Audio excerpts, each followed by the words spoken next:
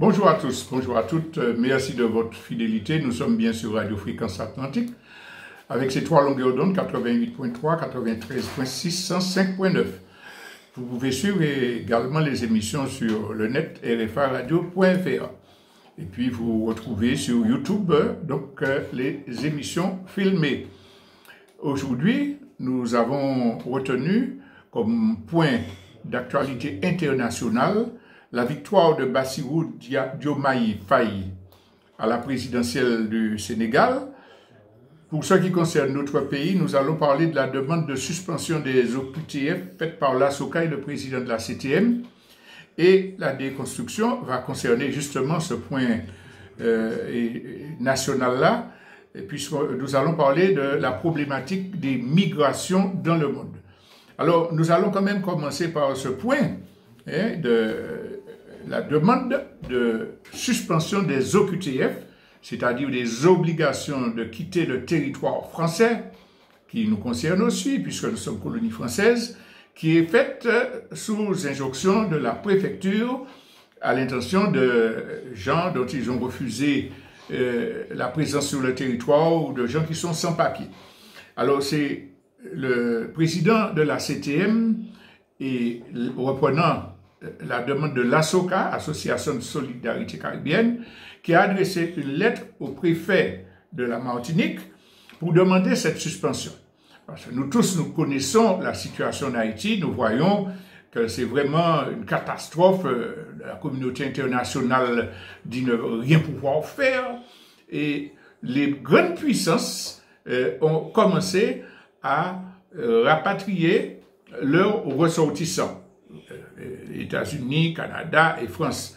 D'ailleurs, pour ce qui concerne ceux qui ont la nationalité française qui vivent en Haïti et qui sont de l'ordre de 800 à peu près, eh bien, on a commencé leur rapatriement. Certains sont passés par la Martinique, d'autres vont y rester pour dire que tout le monde reconnaît la gravité de la situation. Alors, il semble que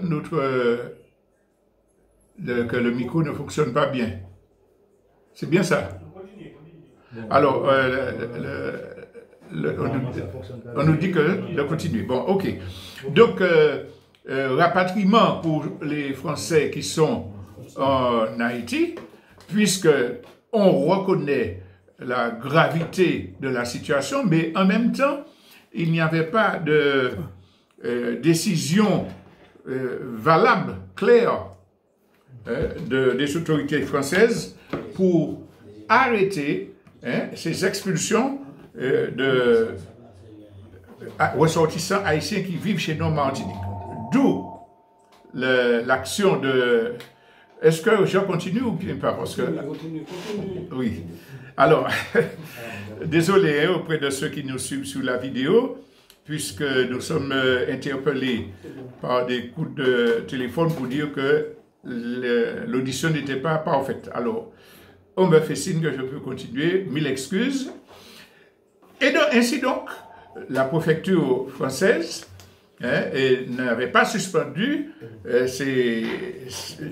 au QTF.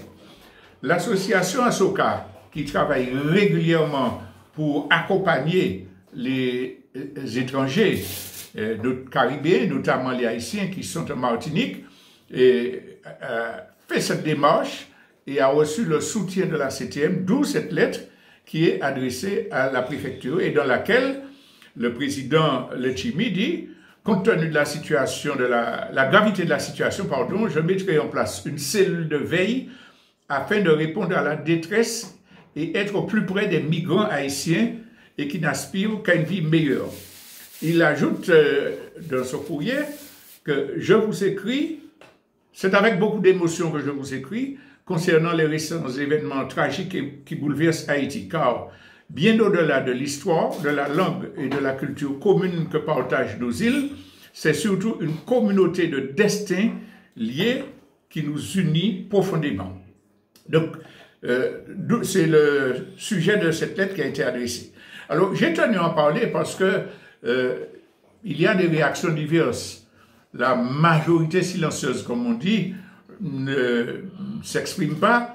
Et quand on parle avec la population, ils comprennent la gravité de ce qui se passe en Haïti et que humainement, il faut permettre aux Haïtiens de rester ici. Par contre, il y a des minorités qui profitent de cette situation pour continuer à tenir des propos irresponsables, xénophobes, et qui cherchent des arguments pour pouvoir exprimer le rejet de la communauté frère haïtienne, et des frères et des sœurs haïtiens. Alors, par exemple, on a entendu des gens déclarer que le président Letchimy est trop rentrant. Il faut qu'il laisse le préfet s'en occuper. Ce sont les prérogatives de l'État français. Alors, pour qui il se prend? Est-ce qu'il croit qu'il est président de la Martinique? Alors là, on voit qu'il s'agit de basses politiciennes, des gens qui n'arrivent pas à dépasser leurs camps électoraux et au point de s'opposer à des mesures humanitaires. Quelle que soit la position qu'on peut avoir sur la CTM, on ne peut qu'approuver une demande qui sauve la vie de frères et de sœurs haïtiennes. Tout le monde sait très bien que s'ils sont expulsés aujourd'hui, demain, ils peuvent être assassinés, violés, kidnappés. Donc c'est un manque d'humanité total. Mais je vais revenir sur ce point-là dans la partie des constructions. Ce que je veux dire, c'est que la bassesse politicienne ne prend pas de congé. Il faut toujours chercher des choses. On peut être en désaccord avec la politique menée par la CTM, mais on doit dépasser cela pour voir qu'il s'agit d'une question de protection de la vie humaine. Il y a également un autre prétexte contre lequel je voulais m'élever, c'est celui qui associe tous les sans-papiers, tous ceux qui devraient bénéficier de la suspension de l'OQTF à des délinquants. Ah oui, mais on ne peut pas faire ça parce qu'il y a des criminels, etc. Même s'il s'agissait de délinquants qui sont en prison, qui sont poursuivis, mais ce sont des êtres humains. On ne va pas dire parce qu'ils sont jugés, on ne sait pas pourquoi, on ne sait pas la gravité de la faute, on sait comment fonctionne la justice française, souvent raciste. On va dire, bon, depuis la justice, il n'y a ni problème de la justice, voyez au mort l'autre bord. C'est inhumain. Ce sont des êtres humains. Si certains, et c'est toujours une minorité, vous pouvez être d'accord avec moi pour dire que c'est une extrême minorité de Haïtiens qui posent des problèmes de sécurité, de délinquance dans le pays. Donc, mais même si c'était le cas, ces gens-là ont le droit d'être jugés, d'être en prison et d'attendre des procès, ils bénéficient de la présomption d'innocence et on ne peut pas justifier le refus de la suspension de l'OQTF au prétexte qu'il y aurait peut-être un délinquant qui mériterait d'être expulsé. Les conditions ne permettent pas de tenir un langage aussi inhumain. Donc, je tenais à parler de cet événement parce qu'il est tout à fait les questions que nous devons résoudre pour pouvoir développer une politique qui serve à l'intérêt du peuple martiniquais. Je ne serai pas plus long sur cela puisque je vais en parler dans la déconstruction. Je vais aller directement sur les élections qui se sont tenues au Sénégal. Alors, vous avez entendu que c'est un jeune qui n'était pas particulièrement connu et qui s'appelle Bassirou Diomaye Faye, qui a remporté les élections largement. Le Conseil constitutionnel a proclamé les résultats définitifs qui lui donnent 54,28% des voix contre le candidat du pouvoir, Amadou Ba, qui n'en avait que 35,79%. Vous savez qu'il y avait 14 ou 15 candidats, et en tout cas plus d'une dizaine, et le troisième arrive avec 2,8% des voix. Donc on voit qu'il s'agissait d'un référendum caché entre le candidat du pouvoir pro-français et le candidat de la rupture qui exprimait la volonté du peuple sénégalais d'aller de l'avant. Alors, les premiers commentaires que je voudrais faire sont d'abord le qualificatif que pendant tous les journaux télévisés, toutes les émissions qui ont parlé de cela, étaient attribuées au candidat Faye. C'est le candidat anti-système. Le candidat anti-système est passé. Est-ce que vous vous souvenez à quel autre candidat on accole cette étiquette de anti-système? Le plus souvent, ce sont des populistes, des fascistes. On a parlé du président d'extrême droite qui a été élu en Argentine, hein, c'est un anti-système. Parfois même, on dit que Trump est anti-système. Le candidat populiste en Italie, c'est un candidat anti-système. Donc, dans l'esprit des gens, on associe anti-système à populiste, à fasciste, à extrême droite, à des gens qui remettent en cause le fonctionnement civilisé. Et puis, on vient nous dire, hein, que Faye, c'est un candidat anti-système. On ne nous dit pas qu'il est anti-impérialiste.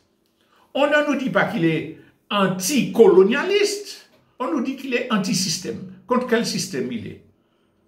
Si encore on nous disait anti-système libéral capitaliste, on aurait pu accepter, mais ils ne peuvent pas le dire parce que tous les autres anti-systèmes d'extrême droite qu'ils défendent, qu'ils accompagnent, sont des gens qui sont d'accord avec le système capitaliste et libéral. Donc il y a une volonté organisée par les médias de semer la confusion pour discréditer ceux qui gênent leur système. Mais qu'ils soient sur de bonnes ou de mauvaises bases, on les met tous dans le même panier. Parce que ceux qui gênent leur système traditionnel et qui sont pro-libéraux, anti-populaires, etc., ce qui les gêne, c'est que ces gens-là ne suivent pas la logique des partis, de l'alternance, de l'hypocrisie démocratique occidentale. C'est ça qu'ils appellent anti-système. Mais ceux comme le candidat Faye qui devient président, qui est tout à fait respectueux de la démocratie vraie, véritable, hein, des intérêts du peuple, etc., eh bien on profite pour l'appeler anti-système. Alors, c'est sur cette question de vocabulaire, dès qu'on entend anti-système, dites, il y a démagogie. Mais le deuxième élément de manipulation, c'est quand le candidat a été déclaré vainqueur. Tout le monde, dans le monde occidental, avait le même langage. C'est la victoire de la démocratie au Sénégal. On montre que le système démocratique est bien implanté et que vraiment, là, l'alternance va jouer. On fait l'alternance, donc c'est entre les partis, on accepte. Et on dit, mais vous savez, tous les candidats ont reconnu la victoire. Première chose, tous les candidats, sauf le candidat du pouvoir, ont très vite reconnu la victoire, puisqu'il avait, dans sondage sorti des urnes, les 56%. Mais le candidat du pouvoir refusait de reconnaître. Il disait, non, non, non, il faut attendre le résultat définitif proclamé par le Conseil constitutionnel, qui ça devait se faire 5 jours après. Donc, il y aura peut-être un deuxième tour. Qu'est-ce qui a fait qu'il a été obligé de reconnaître la victoire? C'est que les résultats étaient publiés partout sur les réseaux sociaux parce qu'il y avait des observateurs, je mets entre guillemets, citoyens, dans tous les bureaux de vote qui ont fait remonter, qui ont comptabilisé, qui disaient l'affaire est gagnée 56%. Les chiffres étaient publiés sur les réseaux sociaux et le lendemain, tous les journaux sénégalais publiaient un titre « Faye est président », il n'y a aucun doute sur ça, c'est gagné. Pendant ce temps-là, aucun média occidental ne reconnaît puisqu'il espère encore que les manœuvres seraient possibles et qu'ils arriveraient à imposer un second tour avec leur candidat relais. Et non, non, il n'y a pas de résultat. On ne donne pas de chiffres, on ne parle pas. Non, non, non. Et alors, finalement, après 5 jours, le Conseil constitutionnel donne les résultats, avalise, et on commence à dire oui, bon, il a gagné, donc il a 54,28, oui, il a gagné, etc. Donc, c'est contré et forcé que le candidat du pouvoir a reconnu parce qu'il a senti qu'il ne pourrait pas faire un mauvais coup. La démocratie sénégalaise a gagné. En idéalisant comme ça le Sénégal, on veut faire croire que l'alternance est possible, c'est une bonne chose. La démocratie fonctionne dans le système actuel. Ce n'est pas vrai. Les journalistes qui disent ça, ce sont des escrocs intellectuels. Parce que depuis 3 ans, le pays est dans une crise. Il y a eu des manifestations monstres. Il y a eu des dizaines de morts. Il y a eu des centaines d'arrestations. Le candidat qui a gagné et le chef de son parti ont été libérés 10 jours avant les élections. Quelle démocratie! Il faut rappeler que le candidat du pouvoir a fait un Macky Sall, c'est bien ça, Macky Sall, qui a essayé de faire un coup d'État institutionnel en annulant les élections, les reportant sine die. Et si le Conseil suprême a exigé que les élections se tiennent, c'est parce qu'il y avait des centaines de milliers dans la rue qu'il y a eu des incidents partout. Donc, ce n'est pas la démocratie modèle occidental au Sénégal qui a gagné, ce sont les luttes populaires qui, depuis 3 ans, se manifestent partout pour exiger le départ du candidat pro-français. Et donc, c'est une façon encore de manipuler l'opinion. Alors, maintenant, on a été obligé de reconnaître la victoire de Faye. Il faut commencer à préparer la suite. Macron envoie des félicitations. Le macaque peut même traduire une phrase en wolof pour faire croire qu'il est tellement proche du peuple sénégalais. Hein? Et donc, on commence à dire, ah mais, rassurons-nous. Il a fait une déclaration pour rassurer la communauté internationale. Il a dit qu'il est prêt à travailler avec tout le monde. Donc, c'est... Alors là, on va faire croire que l'alternance a joué et puis que celui-là va rentrer dans la ronde allègrement. Et puis on cite ses propos et nous sommes, je voudrais dire à la communauté internationale, à nos partenaires bilatéraux et multilatéraux, que le Sénégal tiendra toujours son rang. Il restera le pays ami et l'allié sûr et fiable de tout partenaire. Et puis on ne dit pas le reste de la phrase. Quel est le reste de la phrase?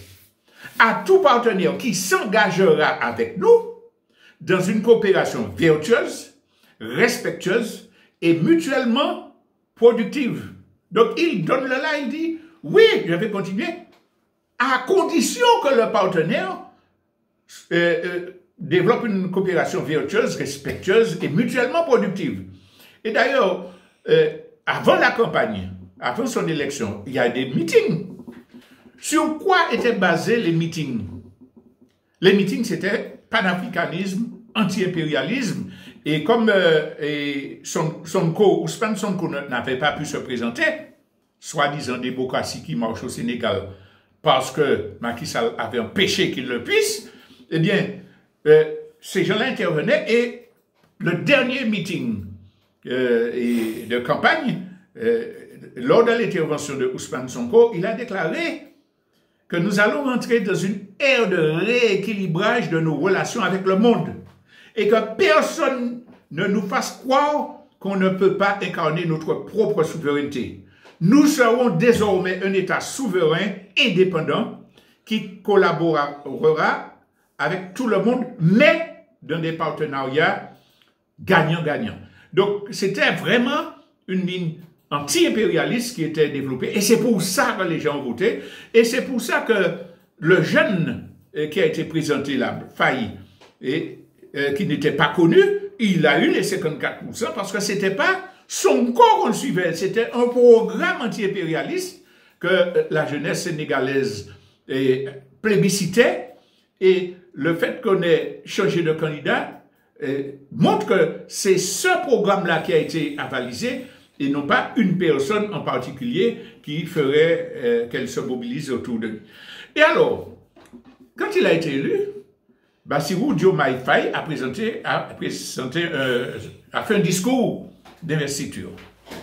Là, le Charles III qui a fait discours à l'Eviniwa, toutes les télés donnent en intégralité avec la traduction.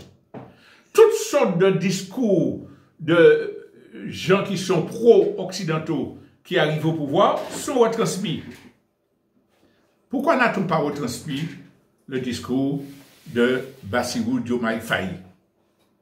Parce que les gens auraient compris qu'il s'agit d'une rupture totale. Vous pouvez retrouver l'intégralité en tapant sur Internet, mais dans l'essence, il commence par dire qu'il va lutter contre l'hyper-présidentialisme qui avait cours au Sénégal, qui a engendré une mainmise de l'exécutif sur le pouvoir législatif et le pouvoir judiciaire, qui a conduit toutes ces années à une instrumentalisation de la justice pour traquer les opposants et les emprisonner.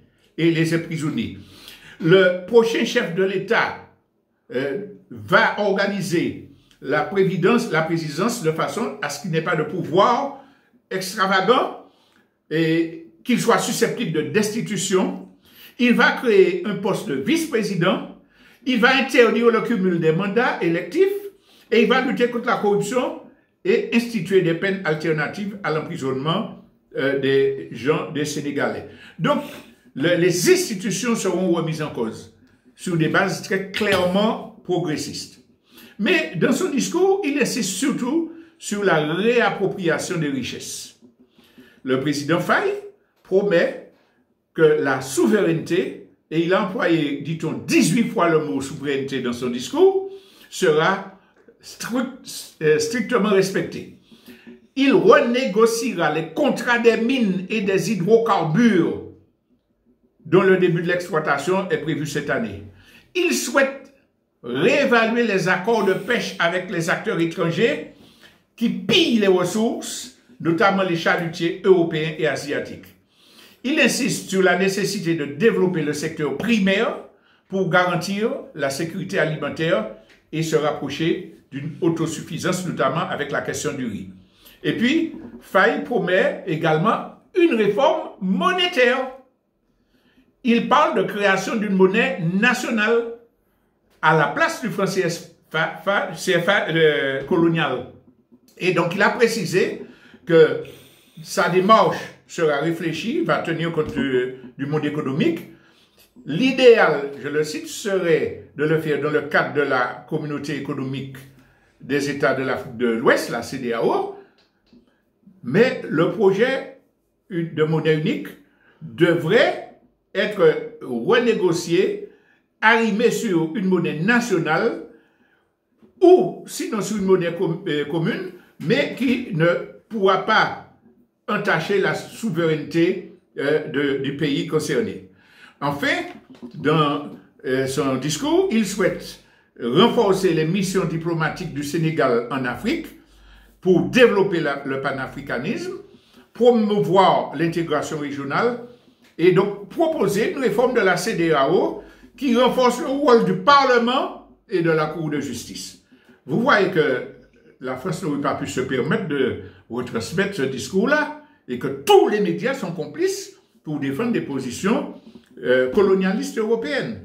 En tout cas, pour terminer sur la question du Sénégal, cette élection montre que la dynamique qui a cours en Afrique est irréversible.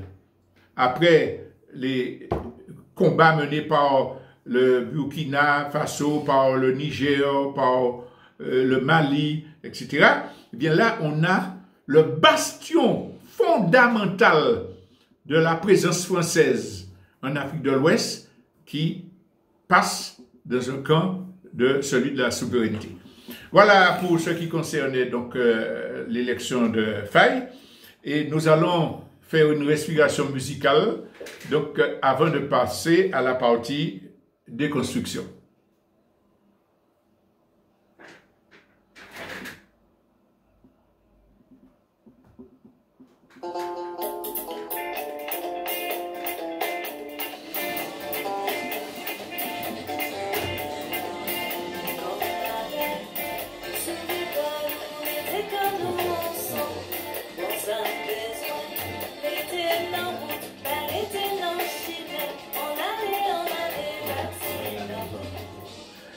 Bien, nous allons donc passer à la partie déconstruction.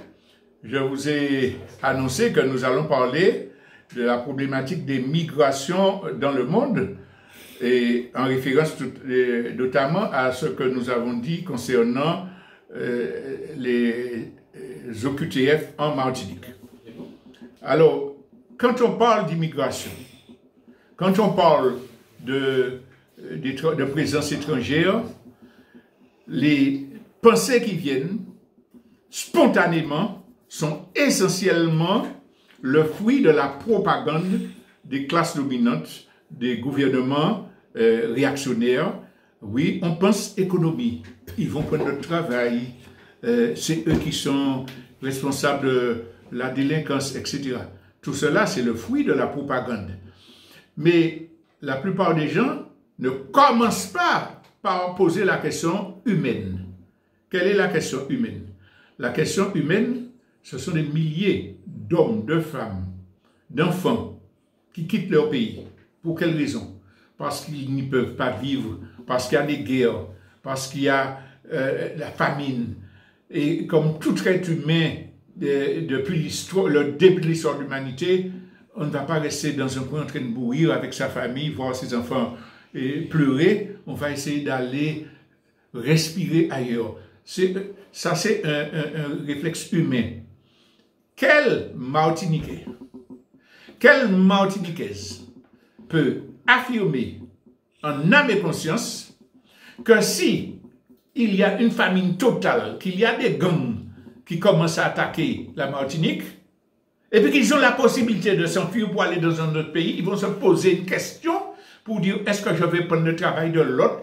Est-ce qu'il y aura un délinquant de ma communauté qui va sévir? Non, on a un instinct de survie. C'est cela depuis l'humanité. Et l'essentiel des gens, je vais donner les chiffres tout à l'heure, qui laissent leur pays, le font parce qu'il y a une absolue nécessité. C'est une question de vie ou de mort pour eux. L'essentiel. Et ces gens-là, ils partent dans des conditions vraiment difficiles. Plus de 63 000 personnes ont péri ou disparu sur les routes migratoires à travers le monde entre 2014 et 2023. La plupart des décès étant dus à la noyade, puisqu'ils partent sur des bateaux de fortune et mal équipés.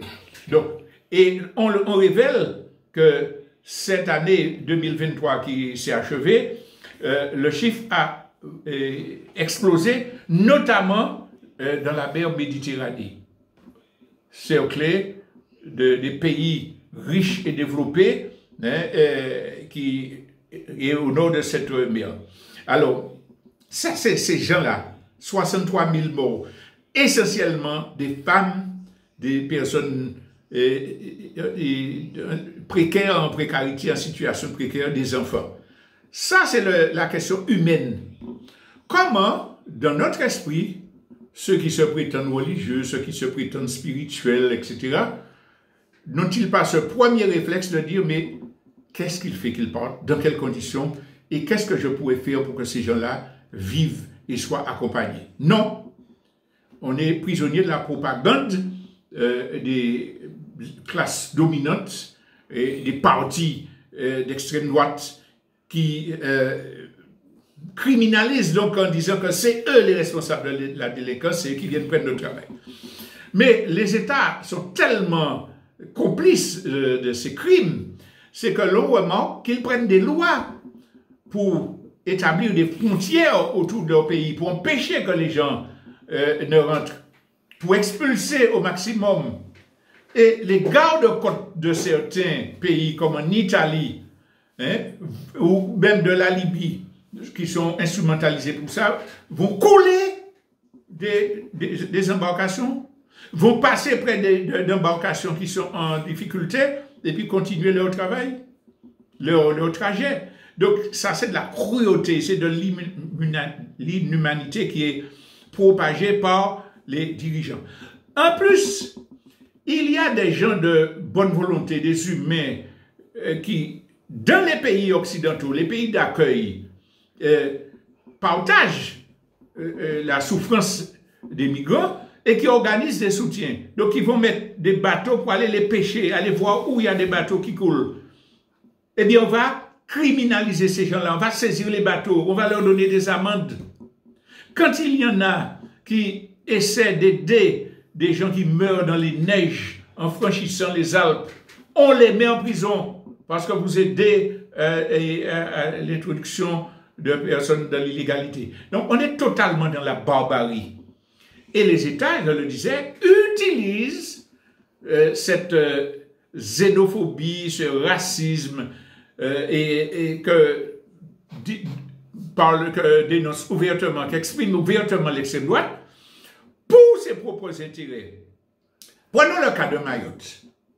Quand on entend le gouvernement français, Darmanin, traiter les Comoriens qui viennent dans leur pays, l'archipel des Comores, dans l'île que les Français ont volée, qui s'appelle Mayotte, disant les barbares, c'est eux qui viennent mener la délinquance à Mayotte, c'est eux qui viennent accoucher dans nos maternités, etc. On voit que c'est une instrumentalisation, parce qu'il n'y a pas un seul élu politique, un seul personnage de l'élite politique française qui n'est pas au courant de ce qui se passe à Mayotte. Il faut criminaliser les immigrés. Et puis faire peur aux gens, bon, si vous ne nous laissez pas écraser ce que nous appelons immigrés à Mayotte, eh bien, vous aurez les mêmes problèmes chez vous. Vous allez accepter n'importe qui. On ne peut pas accueillir toute la souffrance du monde. Donc, il y a une instrumentalisation. Mais pourquoi? Est-ce que ça veut dire que tous les États européens, sans exception, ne sont pas d'accord pour qu'il y ait des sans-papiers, des immigrés? Paradoxalement, oui. Parce qu'ils ont besoin, leur économie a absolument besoin des immigrés pour exister. Leur population est déclinante. Les conventions collectives établies grâce aux luttes syndicales font que la main-d'œuvre est trop chère pour ceux qui veulent accumuler des profits. Donc, ils vont faire appel avec la publicité, les affiches, on est le paradis, tout est bien, on est une démocratie. On ne va pas parler des meurtres à Marseille. On va dire, on est une démocratie, on est un pays libre, on peut s'exprimer. Et donc, les gens qui souffrent, on leur présente une carte postale qui les attire.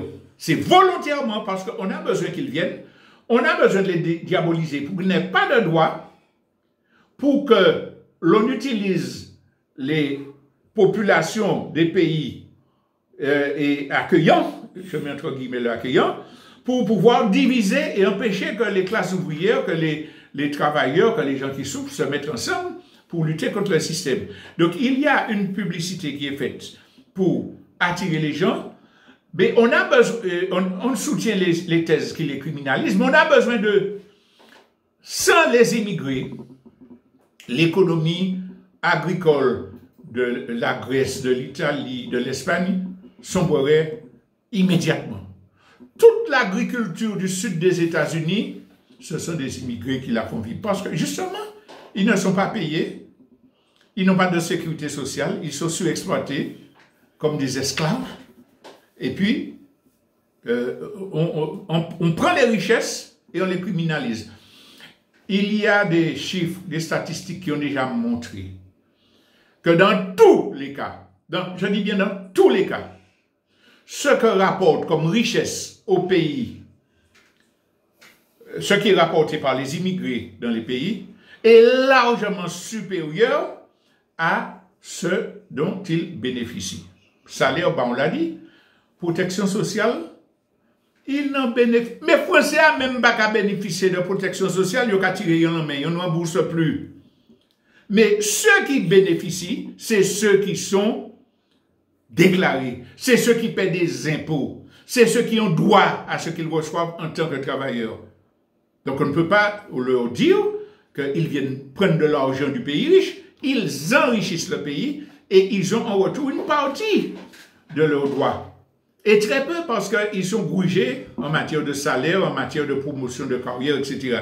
Donc, on a mis dans l'esprit des gens des grilles d'analyse pour diviser les peuples, pour diaboliser les immigrés, alors que ce sont des atouts indispensables à la richesse des pays concernés.